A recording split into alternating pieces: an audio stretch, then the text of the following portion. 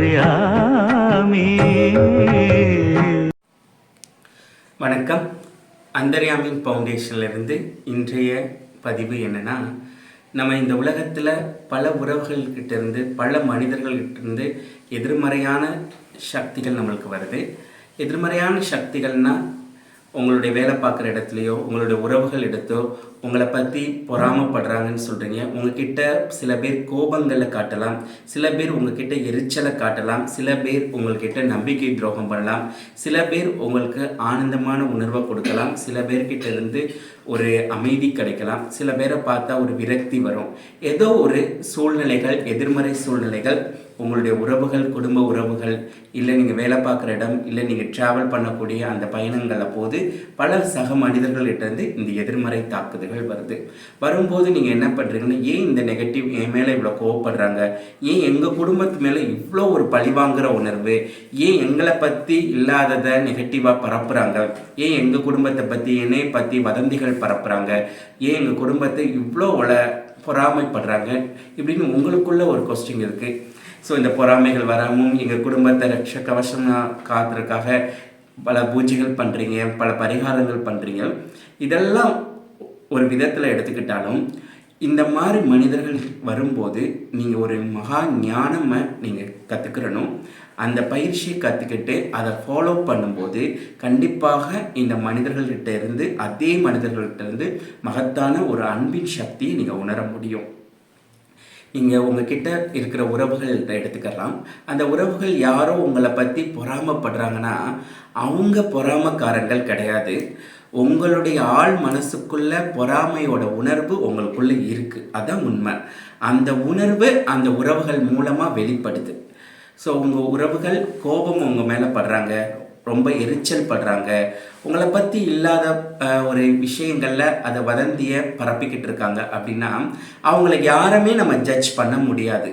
இந்த உறவுகள்கிட்ட இருந்து நம்ம ஒரு எதிர்மறையான ஒரு உணர்வுகள் நம்மளுக்கு வருது, எதிர்மறையாக நம்மளை பற்றி ஒரு நிகழ்வுகள் நடக்குதுன்னா நமக்குள்ள அந்த கோபம்ங்கிற ஒரு குணாதிசயம் உள்ளே இருக்குது. அந்த எனர்ஜி தான் அந்த மாதிரி அந்த மக்களை ட்ரீட் பண்ண வைக்கிது.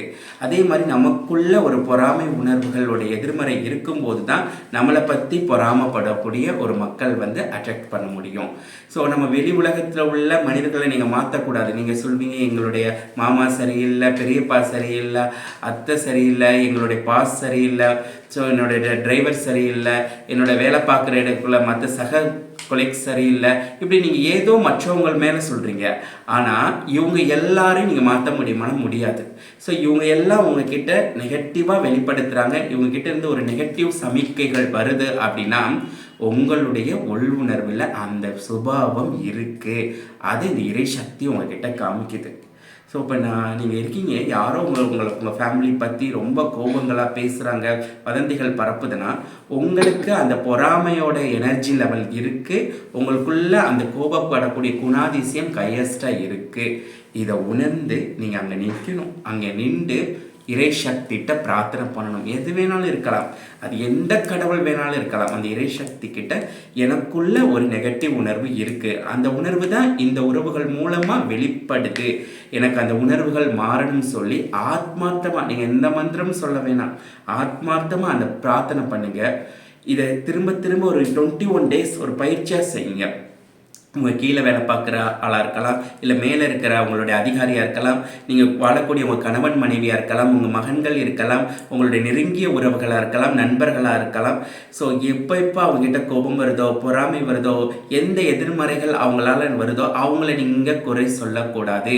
அவங்கள ஜட்ஜ்மெண்ட் பண்ணாமல் நீங்கள் அந்த சுபாவம் எனக்குள்ளே இருக்குங்கிறத அந்த பரமசக்திகிட்ட, அந்த அந்தர்யாமின் சக்திகிட்ட நீங்கள் ஒத்துக்கிறணும். உங்களுக்குள்ளே இருக்கிற அந்த பரம்பொருள்கிட்ட ஒத்துக்கிட்டு, எனக்கு இந்த சுபாவம் இருக்கிறனால தான் இப்படி ஒரு மக்களை நான் சந்திக்கிறேன், எனக்கு இந்த சுபாவத்தை நீக்கி எனக்குள்ள ஒரு நல்ல ஒரு குணங்களை எனக்குள்ள அனுகிரகம் பண்ணுங்கன்னு சொல்லி நீங்கள் ஆத்மார்த்தமாக ப்ரே பண்ணுங்கள். இது ஒரு பயிற்சியாக எடுத்து நீங்கள் 21 நாள் தொடர்ந்து பண்ணுங்கள். 21 நாள் உங்கள் வாழ்க்கையில் உங்கள் குடும்பம், உங்களுடைய வேலை பார்க்குற இடம், நீங்கள் போகிற இடங்கள், மக்கள்கிட்டருந்து என்னென்ன எதிர்மறைகள் வருதோ அந்த இதெல்லாம் இதே மாதிரி பயிற்சி பண்ணி அந்த சுபாவம் உங்களுக்குள்ளே இருக்குது நீங்கள் பார்க்கணும். அவங்கள சொல்லக்கூடாது. நீங்கள் ஒரு ஹோட்டலில் சாப்பிடும்போது அந்த ஹோட்டல் சாப்பாடோட சர்வர் வந்து ஏதோ எதிர்மறையாக உங்ககிட்ட கோவப்பட்டான்னா நீங்கள் அவரை கோபப்படுறாருன்னு சொல்லக்கூடாது. உங்களுக்குள்ளே இருக்கிறது அவர் ரூபத்தில் வெளிப்படுதுன்னு சொல்லி உங்களை ஒரு உள்நோக்கி ஒரு பிரயாணத்துக்குள்ளே போய் இந்த ஒரு 20 days இந்த மகத்தான பயிற்சி செஞ்சு பாருங்கள். அழகாக எல்லா சம்பவங்களையும் எடுத்து பாருங்கள். 22வது நாள் உங்கள் வாழ்க்கையில் ஒரு கிஃப்ட் கிடைக்கும், ஆனந்தம் வரும், உங்கள் வாழ்க்கையில் அடுத்த கட்ட வளர்ச்சிக்கு போக முடியும். ஸோ இந்த பயிற்சியை செஞ்சு உங்களுடைய வாழ்க்கையில் அடுத்த நிலைக்கு போக பிரார்த்தனை செய்துக்கிறேன். நன்றி.